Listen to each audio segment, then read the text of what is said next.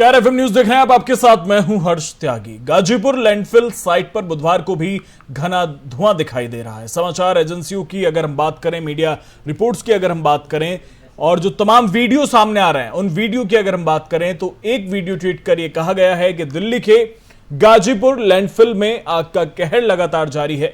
कूड़े के पहाड़ में लगी आग से निकलने वाला धुआं आनंद विहार से लेकर इंदिरापुरम तक फैल गया है, जिससे लोगों को सांस लेने में काफी परेशानी हो रही है। तस्वीरें हम आपको दिखा रहे हैं, साइट की ये तस्वीरें जहां पर धुएं का गुब्बार बना हुआ है। दिल्ली के गाजीपुर के कूड़े के पहाड़ में आग लगने की वजह से यह स्थिति वहां पर बनी हुई है। तस्वीरें हम आपको दिखा रहे हैं।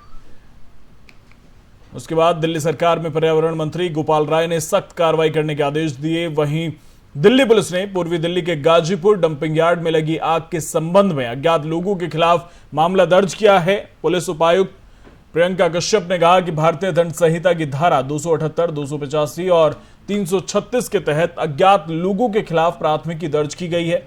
आपको बता दें कि गाजीपुर लैंडफिल साइट के डंपिंग यार्ड में सोमवार दोपहर को आग लगने के बाद से अब तक उसके आसपास रहने वाले लोगों को सांस लेने में कठिनाई का भारी सामना करना पड़ा, क्योंकि अब भी पूरे क्षेत्र में धुआं फैला हुआ है। तस्वीरें हम आपको दिखा रहे हैं।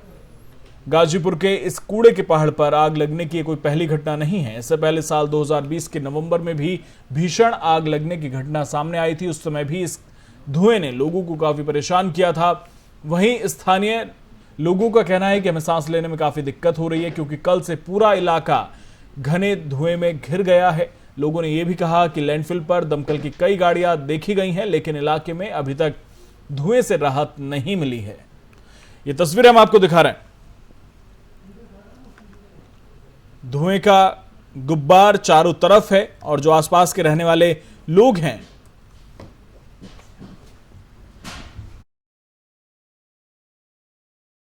दिक्कत का सामना करना पड़ रहा है। सांस लेने में भारी दिक्कत हो रही है। आपको बता दें कि सबसे ज्यादा परेशानी उन बुजुर्गों को, उन सांस के मरीजों को हो रही है जो वहां पर रहते हैं।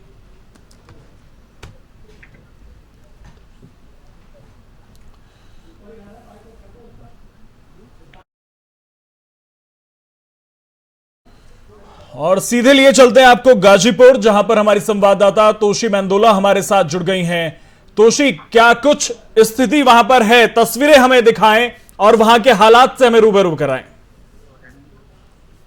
बिल्कुल, अभी मैं गाजीपुर पर मौजूद हूँ। ये कूड़े का पहाड़ आप देख रहे हैं, आपको दिखाती हूँ कि यहाँ पर देखिए 28 मार्च से यहाँ पर आग लगी हुई है और अभी भी ये वक्त वही है कि धुआं निकल रहा है। हालांकि आग पर अभी थोड़ा काबू पा लिया गया है, लेकिन अभी भी धुआं यहाँ से निकलता हुआ दिखाई दे रहा है। और अगर मैं आपको बताऊं तो यहाँ पर अब तक लगभग 40 दमकल की गाड़ियां आ चुकी है।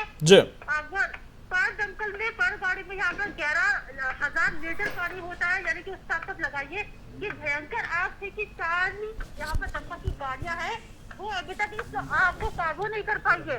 अभी तक यहाँ पर धुआं निकल रहा है।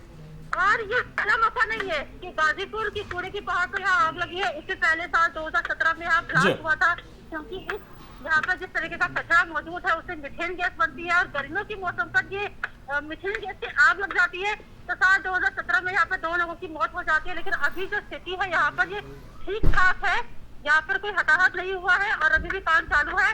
दमकल का कहना है कि शाम तक ये जो जिस तरीके से धुआं निकल रहा है यहाँ पे, ये शाम तक इसमें काबू पा लिया जाएगा। जी, शाम तक काबू पा लिया जाएगा, लेकिन 3 दिन से लगातार ये आग धधक रही है तोशी। और अगर हम वहां के लोगों की बात करें, एक आम जन को तो परेशानी होना स्वाभाविक है ही, लेकिन अगर उन लोगों की बात करें जिन्हें सांस में परेशानी है या जो बुजुर्ग हैं, उन लोगों के लिए बड़ा मुश्किल भरा वक्त है। इसे लेकर प्रशासन ने क्या कुछ तैयारी की हुई है?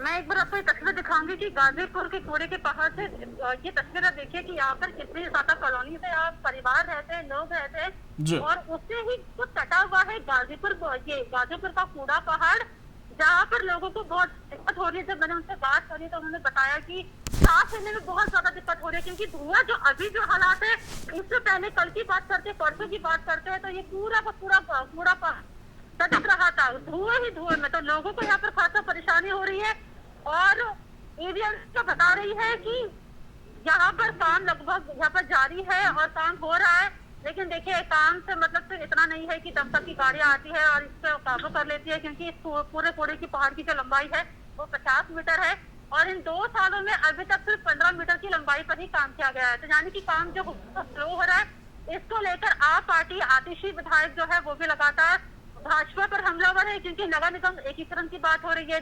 अब उनका कहना है कि जो एनसीडी है वो केंद्र के हाथों में आ रही है, यानी कि नरेंद्र मोदी के हाथों में आ रही है। तो उसके बाद अभी क्या करेंगे, क्योंकि ईडीएमसी की रिपोर्ट कहती है कि पूरे कूड़े के पहाड़ को निपटारा करने में 2 साल का वक्त लग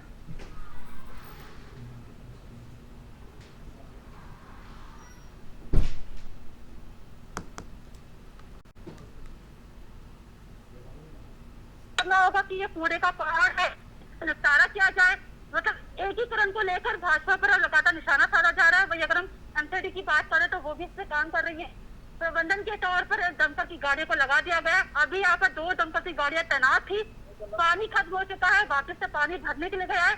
जैसे ही पानी भरकर वापस आता है तो वापस से दोबारा से इस धुएं पर काम होगा और उसके बाद शाम तक शायद ये उम्मीद जताई जा रही है कि हालात पहले से बेहतर हो जाए। जी तोशी, अगर हम बात करें, जिस तरह से आपने भी जिक्र किया कि ये कोई पहली बार ऐसा नहीं हुआ है कि जब आग लगी हो, पहले भी इस तरह के मामले सामने आ चुके हैं और अभी भी 3 दिन से लगातार यहां पर आग धधक रही है। सवाल ये है कि आखिर प्रशासन सीख लेने को तैयार क्यों नहीं है? अगर आए दिन इस तरह के मामले सामने आते रहते हैं तो उसे लेकर व्यवस्थाएं क्यों नहीं की जाती? क्योंकि जो स्थिति वहां पर आग लगने के बाद बन जाती है, आप आम जन को तो छोड़िए, उन पशु पक्षियों की भी स्थिति समझिए, क्योंकि जब धुएं का गुब्बार बनता है तो उन लोगों के लिए बहुत बड़ी दिक्कत होती है।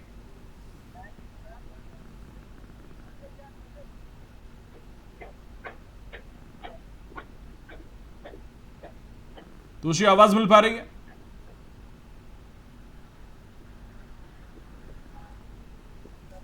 चलिए दोबारा से संपर्क करेंगे। तुषी तक आवाज नहीं पहुंच पा रही है, लेकिन हालात देखिए, तस्वीरें देखिए जो ये बता रही हैं कि किस तरह से वहां आसपास रहने वाले लोगों को किस तरह से मुश्किलों का सामना करना पड़ रहा है, क्योंकि 3 दिन से ये आग लगातार धधक रही है और पहले भी ऐसे मामले सामने आ चुके हैं।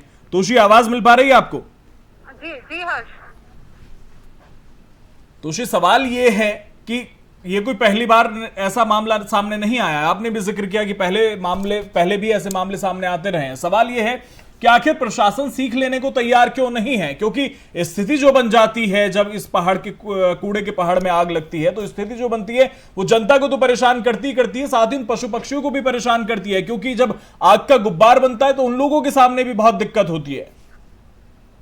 देखिए हाँ, ये तो ऐसा नहीं है कि दिल्ली में सिर्फ ये इकलौता कूड़े का पहाड़ है। इसके अलावा 2 से 3 कूड़े के पहाड़ ऐसे दिल्ली में बहुत बड़े बड़े हैं और जिनमें दावा किया जा रहा है, किसान पे लगाया जा रहा है कि उनको खत्म करने में 200 साल का समय लगेगा। यहाँ से जो सांसद है वो गौतम गंभीर है। मैं यहाँ से आपको चाहूंगी, थोड़ा सा अगर हम जूम करते हैं तो जैसे कि पीछे एक बहुत बड़ी वो जो आप देख रहे हैं एक मशीन लगी हुई है, गौतम गंभीर उस पर काम कर रहे हैं।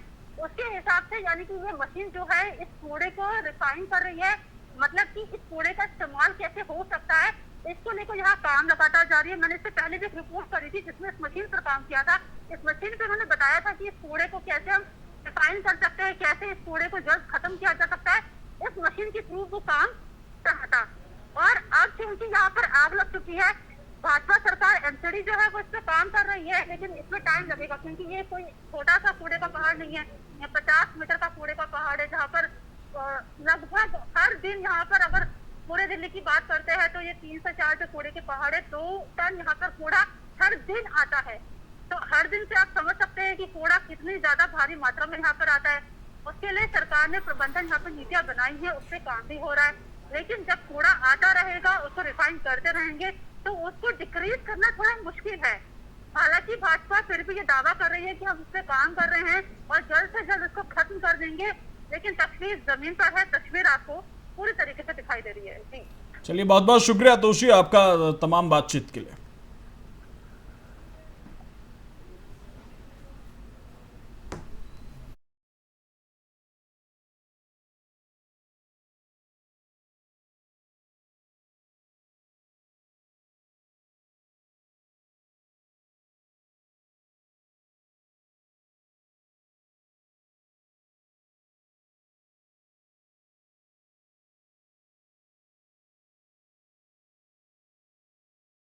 बंगाल की खाड़ी के पास के देशों का एक अंतर्राष्ट्रीय संगठन है जिसमें भारत, बांग्लादेश, नेपाल, भूटान, म्यांमार, श्रीलंका और थाईलैंड शामिल हैं, जिसको हम बिम्स्टेक कहते हैं। इस कार्यक्रम में प्रधानमंत्री नरेंद्र मोदी शामिल हुए और क्या कुछ कहा उन्होंने, सुनिए।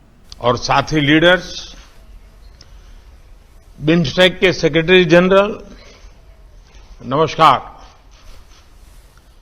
आज 5वीं बिम्स्टेक समिट में आप सबसे मिलकर मैं बहुत ही प्रसन्न हूं। बिम्स्टेक की स्थापना का यह 25वां वर्ष है, इसलिए आज की समिट को मैं विशेष रूप से महत्वपूर्ण मानता हूं। इस लैंडमार्क समिट के परिणाम बिम्स्टेक के इतिहास में एक स्वर्णिम अध्याय लिखेंगे।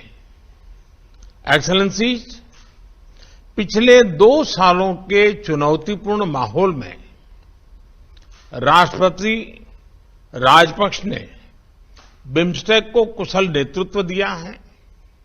सबसे पहले मैं उनका अभिनंदन करता हूं। आज के चुनौतीपूर्ण वैश्विक परिप्रेक्ष्य में से हमारा क्षेत्र भी अछूता नहीं रहा है। हमारी अर्थव्यवस्थाएं, हमारे लोग अभी भी कोविड-19 पैंडेमिक के दुष्प्रभावों को झेल रहे हैं। पिछले कुछ सप्ताहों के यूरोप के डेवलपमेंट्स ने अंतर्राष्ट्रीय व्यवस्था के स्थायित्व पर प्रश्न चिन्ह खड़ा हो गया है।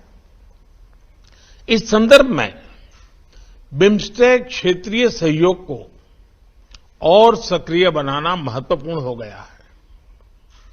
हमारी क्षेत्रीय सुरक्षा को अधिक प्राथमिकता देना भी अनिवार्य हो गया है। एक्सेलेंसीज, आज हमारे बिम्स्टेक चार्टर को एडॉप्ट किया जा रहा है। एक संस्थागत आर्किटेक्चर की ओर हमारे प्रयासों के लिए एक महत्वपूर्ण कदम है। इसके लिए मैं अध्यक्ष महोदय का आभार व्यक्त करता हूं। चार्टर में हमने हर 2 साल में समिट मीटिंग्स और सालाना विदेश मंत्रियों की बैठक का निर्णय लिया है। मैं इसका स्वागत करता हूं। अब हमें अपना ध्यान इस बात पर फोकस करना चाहिए कि इस आर्किटेक्चर को और मजबूत कैसे बनाया जाए। इस संदर्भ में सेक्रेटरी जनरल का सुझाव है कि एक एमिनेंट पर्सन्स ग्रुप का गठन किया जाए जो एक विजन डॉक्यूमेंट तैयार करेगा। मैं इस सुझाव से सहमत हूं। बिम्स्टेक हमारी अपेक्षाओं को पूरा करे, इसके लिए सचिवालय की क्षमता को बढ़ाना भी महत्वपूर्ण है। मेरा सुझाव है कि सेक्रेटरी जनरल पर इस लक्ष्य की प्राप्ति के लिए एक रोड मैप बनाएं। यह महत्वपूर्ण कार्य समय और अपेक्षा के अनुरूप पूरा हो। इसके लिए भारत सचिवालय के ऑपरेशनल बजट को बढ़ाने के लिए $1 मिलियन की वित्तीय सहायता देगा। एक्सेलेंसीज, हमारे आपसी व्यापार को बढ़ाने के लिए बिम्स्टेक एफटीए के प्रस्ताव पर शीघ्र प्रगति करना आवश्यक है। हमें अपने देश के उद्यमियों और स्टार्टअप्स के बीच आदान प्रदान भी बढ़ाना चाहिए। इसी के साथ हमें ट्रेड फैसिलिटेशन के क्षेत्र में इंटरनेशनल नॉर्म्स को अपनाने का भी प्रयत्न करना चाहिए। इससे इंट्रा बिम्स्टेक ट्रेड और इकोनॉमिक इंटीग्रेशन को बढ़ावा मिलेगा। इस संदर्भ भारतीय सड़कों पर भी जल्द ही हाइड्रोजन कारें फराटा मारते दिखाई देने लगेंगी। बहुप्रतीक्षित पहली हाइड्रोजन कार भारत में अपना सफर शुरू कर चुकी है। केंद्रीय सड़क परिवहन और राजमार्ग मंत्री नितिन गडकरी अपने वादे को पूरा करते हुए नजर आ रहे हैं। केंद्रीय मंत्री कहते आए हैं कि आने वाला समय ग्रीन हाइड्रोजन से चलने वाली कारों और फ्लेक्स इंजन का है। उन्होंने कहा था कि राजधानी दिल्ली में जल्द ही वो ग्रीन एनर्जी से चलने वाली कार की सवारी करते हुए दिखेंगे। गडकरी ने अब अपना वादा पूरा कर दिया है। नितिन गडकरी आज ग्रीन हाइड्रोजन से चलने वाली कार में सवार होकर संसद पहुंचे। इस कार को टोयोटा कंपनी की पायलट प्रोजेक्ट के तहत बनाया गया है और इसमें एडवांस फ्यूल सेल लगाया है और ये एडवांस सेल ऑक्सीजन और हाइड्रोजन के मिश्रण से बिजली पैदा करता है और इसी बिजली से कार चलती है। उत्सर्जन के रूप में इस कार से सिर्फ पानी निकलता है। नितिन गडकरी ने कहा कि ये कार पूरी तरह से पर्यावरण के अनुकूल है और इसमें किसी तरह का प्रदूषण नहीं फैलता। उन्होंने कहा कि कार भारत का फ्यूचर है। पेट्रोल और डीजल इंजन वाली कारों से काफी प्रदूषण फैलता है, लेकिन हाइड्रोफ्यूल वाली कार से बिल्कुल भी प्रदूषण नहीं होता।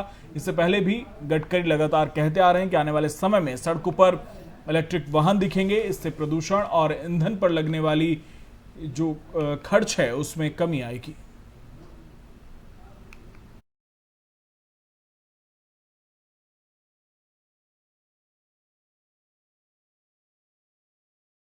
उत्तरी कश्मीर के बारामूला जिले के सोपोर कस्बे में सीआरपीएफ बंकर पर बुर्का पहन हमला करने वाले शख्स की पहचान हो गई है। बताया जा रहा है कि उसका कनेक्शन लश्कर-ए-तैयबा से जुड़ा हुआ है और महिला को पकड़ने के लिए सर्च अभियान चलाया जा रहा है। पुलिस का दावा है कि जल्द ही उसे गिरफ्तार कर लिया जाएगा। सूत्रों की अगर माने तो सीआरपीएफ बंकर पर बुर्का पहनकर हमला करने वाली महिला लश्कर-ए-तैयबा की ओवरग्राउंड वर्कर है और वो महिला पहले भी कुछ आपराधिक मामलों में शामिल पाई गई है। उसकी धरपकड़ के लिए पुलिस और सुरक्षा बल संयुक्त अभियान चला रहा है। आपको बता दें कि जम्मू कश्मीर के सोपोर इलाके में स्थित सीआरपीएफ के बंकर पर बुर्के में आई महिला ने पैकेट को खोला, उसमें से बम निकाला और लाइटर से जलाकर उस बंकर पर फेंक दिया था। ये पूरी घटना सीसीटीवी में कैद हो गई। इस घटना का वीडियो सोशल मीडिया पर तेजी से वायरल हो रहा है। इस वीडियो में साफ देखा जा सकता है कि सोपोर इलाके के सीआरपीएफ बंकर के सामने एक महिला बुर्का पहनकर आती है और हाथ में लिए पैकेट को खोलती है और उसमें से बम निकालती है और लाइटर से उसे जलाकर बंकर पर फेंककर भाग जाती है। कहा जा रहा है कि महिला ने बंकर पर पेट्रोल बम फेंका था। वीडियो में बंकर में लगी आग को बाद में सीआरपीएफ कर्मी बुझाते हुए नजर आ रहे हैं। आपको बता दें कि जम्मू कश्मीर के इलाके में आतंकी गतिविधियों में अब महिलाओं की सक्रियता बढ़ती जा रही है। कश्मीर पुलिस के आईजी विजय कुमार ने घटना की जानकारी देते हुए कहा कि सोपोर में सीआरपीएफ बंकर पर बम फेंकने वाली महिला की पहचान हो गई है। अब उसे जल्द ही गिरफ्तार कर लिया जाएगा।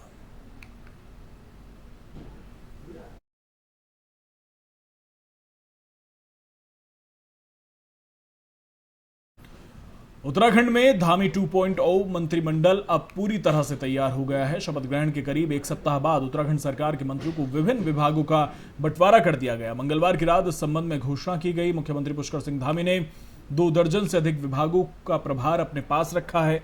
इनमें गृह विभाग, औद्योगिक विकास, न्याय, श्रम, उत्पाद शुल्क, पर्यावरण संरक्षण, जलवायु परिवर्तन, आपदा प्रबंधन, पुनर्वास और नागरिक उड्डयन विभाग शामिल हैं। वहीं सतपाल महाराज को लोक निर्माण विभाग, पंचायती राज, ग्रामीण निर्माण, संस्कृति, पर्यटन, जल संसाधन प्रबंधन, सिंचाई और लघु सिंचाई सहित 10 विभाग दिए गए हैं।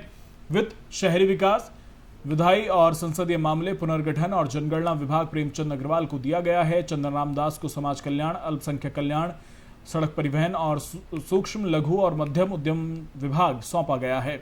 सौरभ बहुगुणा को पशुपालन, दुग्ध विकास और मत्स्य पालन, गन्ना विकास और चीनी उद्योग, प्रोटोकॉल, कौशल विकास और रोजगार विभाग दिया गया है। गणेश जोशी को कृषि एवं किसान कल्याण, सैनिक कल्याण और ग्रामीण विकास विभाग मिला है। धन सिंह रावत को स्कूली शिक्षा, बुनियादी और माध्यमिक, संस्कृत शिक्षा, सहकारी, उच्च शिक्षा, चिकित्सा स्वास्थ्य और चिकित्सा शिक्षा विभाग दिया गया है। सुबोध उनियाल को वन भाषा, चुनाव और तकनीकी शिक्षा विभाग सौंपा गया है। रेखा आर्य को महिला अधिकारिता और बाल विकास, खाद्य एवं नागरिक आपूर्ति, उपभोक्ता मामले को खेल एवं कल्याण विभाग दिया गया है।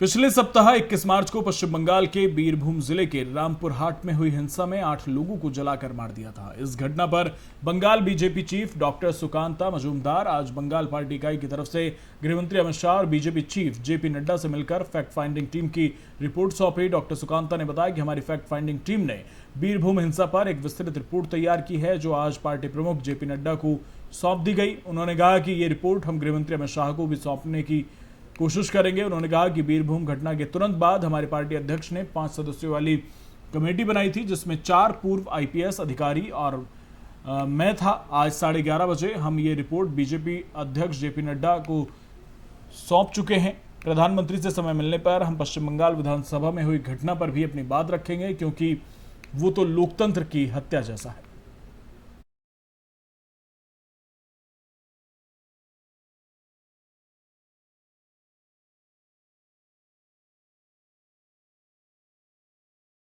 शराबबंदी कानून को लेकर हो रही फजीयत के बाद नीतीश सरकार नरम होती नजर आ रही है। यही कारण है कि बिहार सरकार ने इसमें संशोधन की तैयारी कर ली है। इसलिए आज बिहार विधानसभा में शराबबंदी कानून संशोधन विधेयक 2022 पेश किया जाएगा। नए शराबबंदी कानून में शराब पीने वालों को पहले की अपेक्षा काफी छूट दी गई है। पहली बार शराब पीकर पकड़े जाने पर मजिस्ट्रेट द्वारा जुर्माना लगाकर छोड़ा जा सकता है। जुर्माना नहीं देने पर 1 महीने की जेल हो सकती है। बार बार शराब पीकर पकड़े जाने पर न जुर्माना लिया जाएगा, ना 1 महीने की जेल होगी। इस तरह की परिस्थिति में कड़ी कार्रवाई हो सकती है। इस तरह के मामलों में सुनवाई 1 साल के अंदर पूरी करनी होगी और भारी संख्या में पुलिस अवैध शराब पकड़ती है तो पुलिस को अधिकार होगा कि शराब का सैंपल रखकर बाकी बची शराब नष्ट कर दें। पुलिस को ऐसा करने के लिए जिलाधिकारी से अनुमति की जरूरत नहीं होगी। शराबबंदी कानून संशोधन विधेयक 2022 में बिहार सरकार शराब की जब्ती, तलाशी और शराब नष्ट करने का निर्देश जारी करेगी। शराबबंदी कानून संशोधन विधेयक 2022 में दंडनीय सभी अपराध धारा 35 के अधीन अपराधों को छोड़कर सुनवाई विशेष न्यायालय द्वारा की जाएगी। आपको बता दें कि अप्रैल 2016 से शराबबंदी है। शराबबंदी कानून लागू होने के बाद से बिहार के विभिन्न कोर्ट में इससे संबंधित मामले लंबित हैं। भारी संख्या में लोग जेल में बंद हैं। सुप्रीम कोर्ट ने बिहार सरकार को फटकार लगाई थी। इसलिए बिहार सरकार अपनी फजीहत होते हुए देख विभिन्न कोर्ट में लंबित शराब वाले मामलों के निपटारे और सुनवाई जल्द हो सके, इसके लिए शराबबंदी कानून संशोधन विधेयक 2022 लाई है।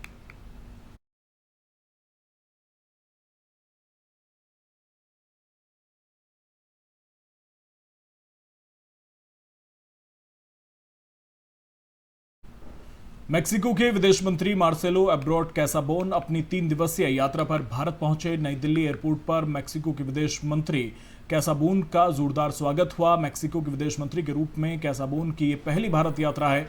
भारत में मेक्सिको के विदेश मंत्री का स्वागत करते हुए भारतीय विदेश मंत्रालय के प्रवक्ता अरिंदम बागची ने ट्वीट किया, इस यात्रा में हमारे चल रहे सहयोग और भारत और मेक्सिको के बीच विशेषाधिकार प्राप्त साझेदारी को और मजबूत करने के तरीकों पर चर्चा होगी। मंत्रालय ने कहा कि कैसाबोन और विदेश मंत्री एस जयशंकर द्विपक्षीय संबंधों की व्यापक समीक्षा करेंगे और वार्ता के दौरान पारस्परिक हित के अंतर्राष्ट्रीय मुद्दों पर भी चर्चा करेंगे।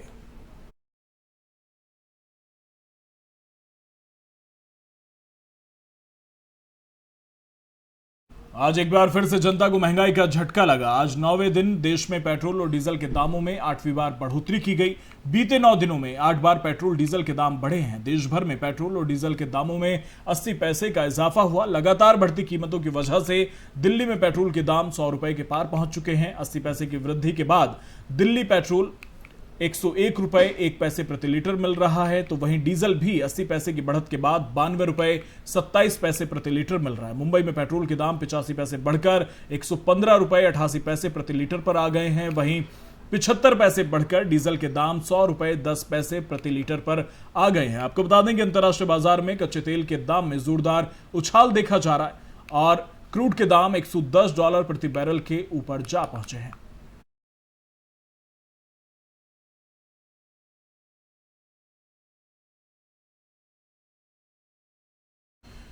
मंगलवार को हीरो मोटोकॉर्प के शेयरों में 7% से ज्यादा की गिरावट आई। दरअसल ऐसी रिपोर्ट सामने आई कि आयकर विभाग ने कंपनी द्वारा 1000 करोड़ रुपए से अधिक के फर्जी खर्च और दिल्ली में एक फार्म हाउस के लिए 100 करोड़ रुपए से अधिक के नगद लेन देन का पता लगाया। इस खबर के आने के बाद शेयर बाजारों में कंपनी के शेयरों में तगड़ी गिरावट देखने को मिली। आपको बता दें कि आयकर विभाग ने कर चोरी की जांच के सिलसिले में 23 मार्च 2022 को हीरो के कई परिसरों में छापेमारी की थी। हीरो समूह के चेयरमैन और सीईओ पवन मुंजाल और अन्य प्रमोटर्स के कार्यालय और आवासीय परिसर में छापे मारे गए थे।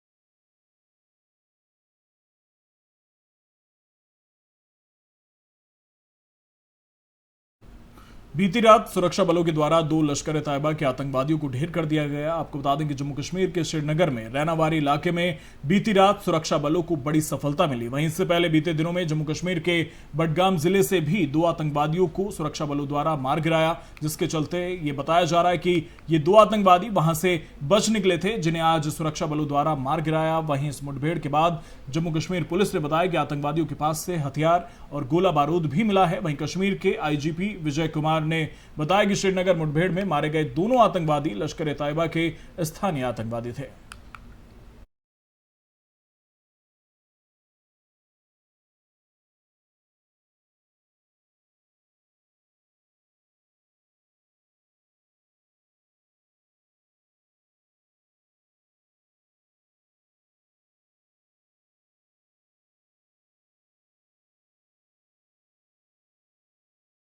जेईई मेंस परीक्षा 2022 के लिए रजिस्ट्रेशन की तारीख नजदीक आ चुकी है। आपको बता दें कि 31 मार्च यानी कल रजिस्ट्रेशन का आखिरी दिन है। जो भी इस परीक्षा में शामिल होना चाहते हैं उनके लिए आज आवेदन का आखिरी दिन है। जानकारी के मुताबिक अब तक 7 लाख लोगों ने मेंस की परीक्षा के लिए अप्लाई किया है। आपको बता दें कि पंजीकरण 8 लाख के पार होने की संभावना है।